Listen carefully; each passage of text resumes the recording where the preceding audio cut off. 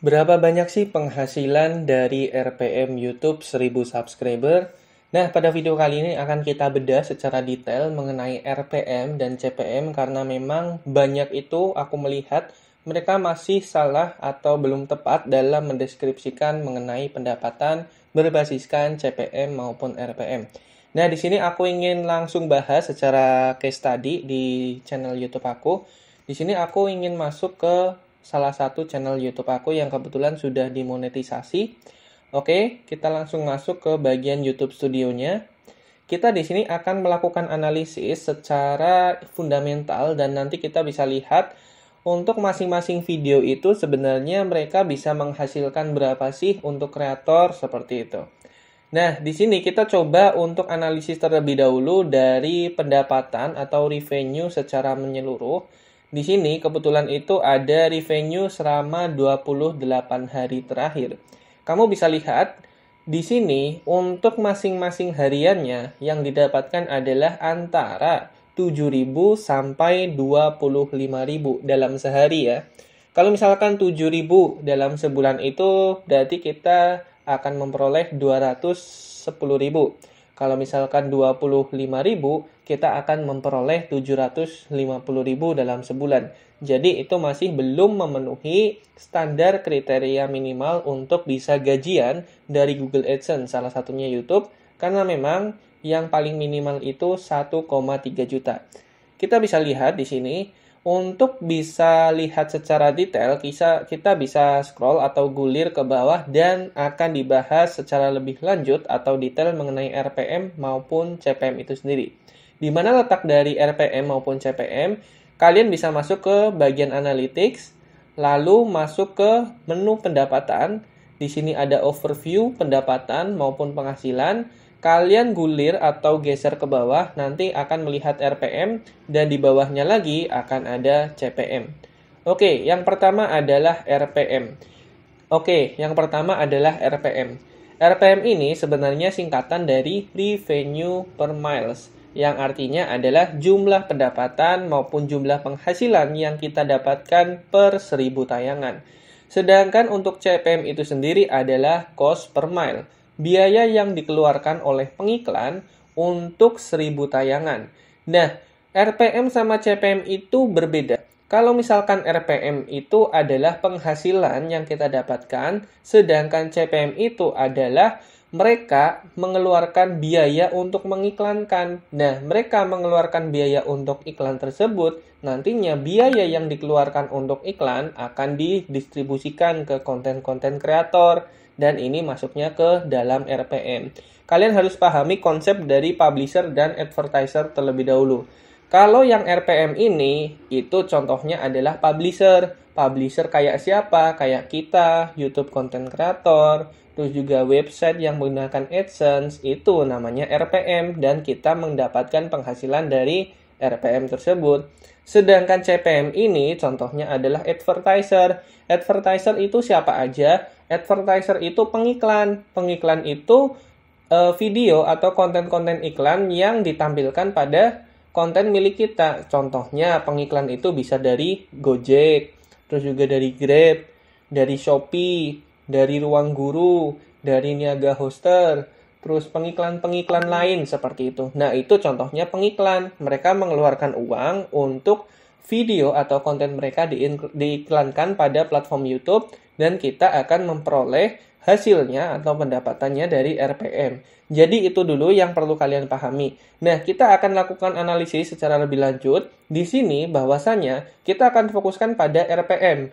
Nah, untuk pendapatan atau penghasilan dari 1000 penayangan dalam sehari itu sekitar 9.673.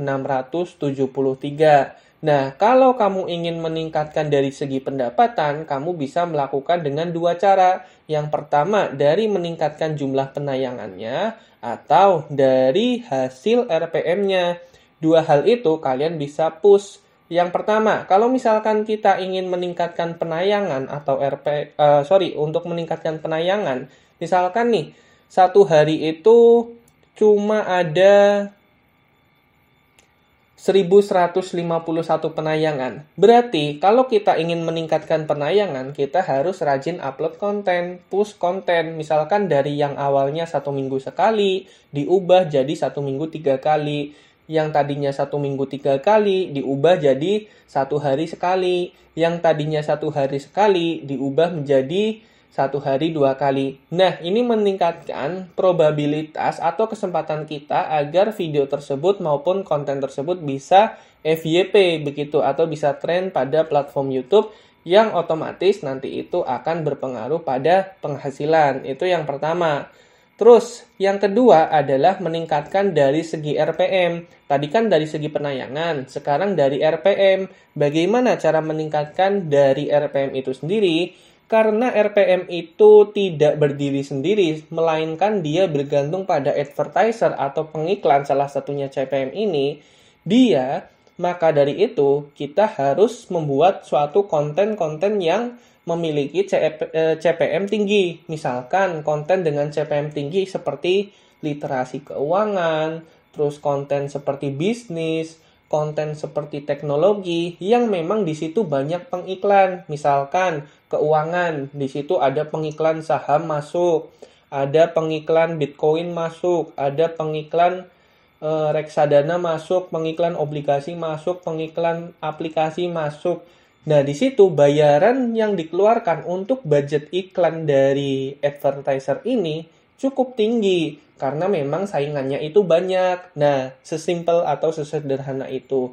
Sedangkan kalau kita mengupload konten-konten yang receh, konten-konten yang nggak terlalu banyak demand-nya, misalkan kayak vlog begitu ya, itu kan untuk pengiklannya bisa jadi siapa sih yang mau ngiklan di konten atau video vlog tersebut. Nah, di situ pengiklannya sedikit sehingga tidak ada persaingan budget iklan. Sesimpel itu.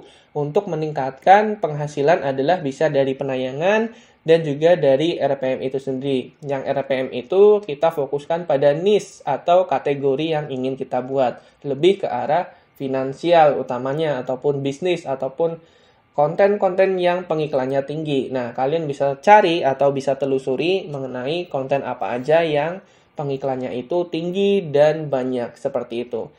Ini adalah gambaran umum atau gambaran dasar.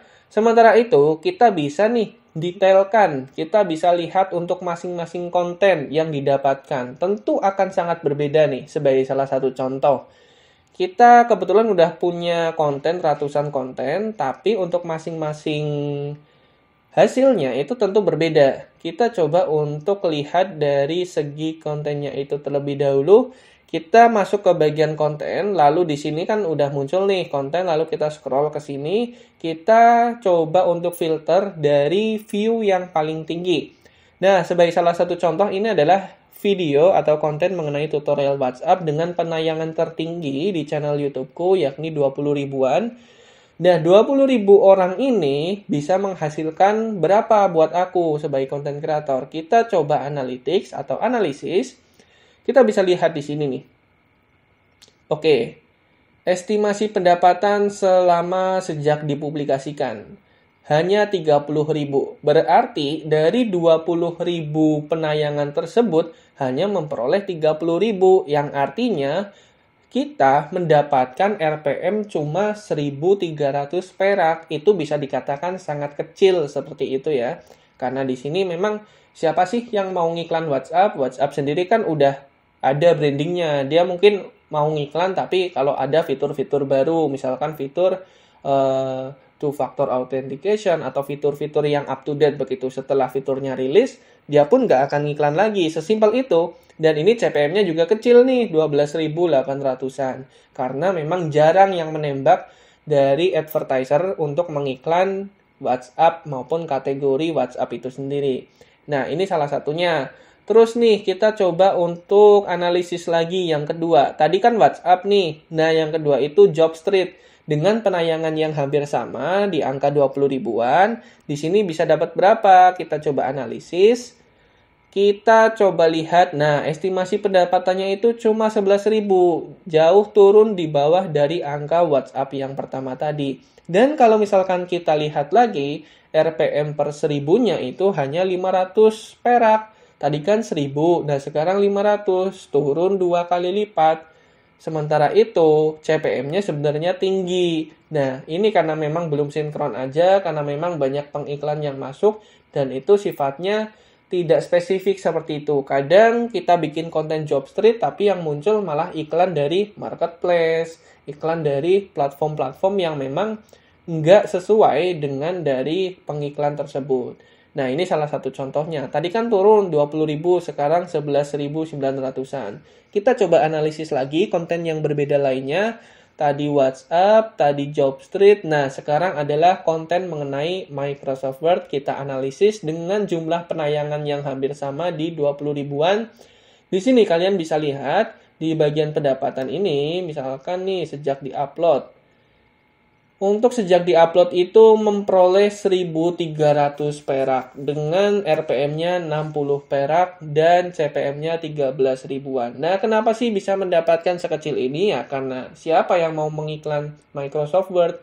Karena di situ nggak ada tools tambahan untuk Microsoft Word, nggak ada ekstensi untuk Microsoft Word. Jadi, Microsoft Word itu seperti software tunggal begitu. Dia itu nggak didukung sama platform pihak ketiga seperti itu. Nah, ini sebagai salah satu contohnya. Ini juga nanti dihitung berdasarkan dari jumlah tayangannya berapa. Nah, karena memang ini kan tayangannya menurun seperti itu ya.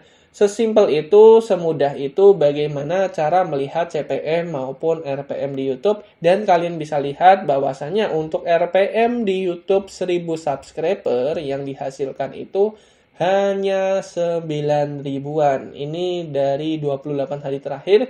Misalkan kita coba tarik 365 hari terakhir hanya 2 ribuan. Karena memang ini baru dimonetisasi pada bulan kemarin seperti itu ya. Nah, RPM ini fluktuatif berdasarkan dari konten yang kita buat dan berdasarkan dari jumlah pengiklan maupun budget pengiklan yang bisa dikatakan tinggi tentu akan memperoleh tinggi juga bagi konten kreator. Sesimpel itu dan yang aku dapatkan segini.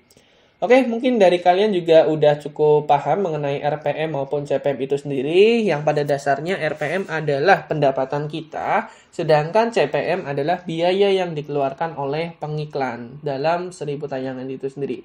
Untuk solusi meningkatkannya tadi udah aku jelaskan, silahkan kalian rajin upload konten atau kalian coba untuk mengganti kategori maupun niche yang high demand seperti finansial, bisnis, teknologi, dan banyak lagi lainnya. Jangan lupa tonton video lain di channel Huam Teknologi karena channel ini membahas tentang tips YouTube dan tips teknologi lainnya. Apabila dari kalian ada yang ingin ditanyakan, silakan drop aja di kolom komentar, nanti kita discuss bareng. Apabila video ini bermanfaat, jangan lupa subscribe channel Huam Teknologi karena channel ini membahas tentang tips teknologi biar kalian semua nggak gaptek. Baik, terima kasih sudah menonton video kali ini dan sampai jumpa di video yang lain. See you.